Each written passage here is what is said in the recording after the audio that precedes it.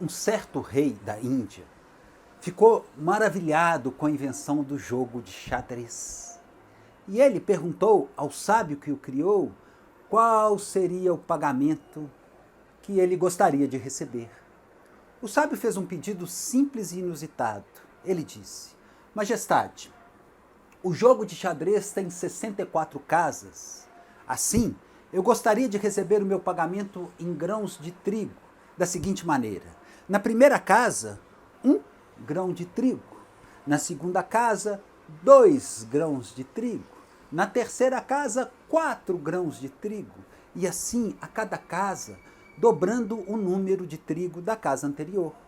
Na quarta casa, 8.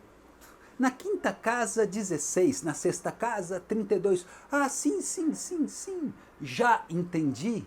Que seja feita a sua vontade, que você seja pago desta maneira. Qual não foi a surpresa do rei ao saber que ele não seria capaz de honrar a sua palavra? Que todo o trigo que havia no reino não era suficiente para pagar o sábio.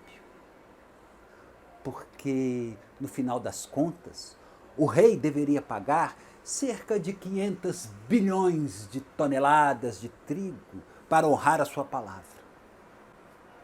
O rei percebeu que foi descuidado, que ele se baseou em aparências e não percebeu a artimanha daquele homem. Assim é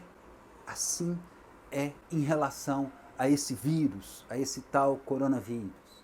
A gente vê alguns números de alguns doentes e pensa que é pouco, mas a forma de progressão desse vírus é geométrica. No final de alguns dias, de um mês, a gente vai ficar assustado com a quantidade de pessoas que serão infectadas.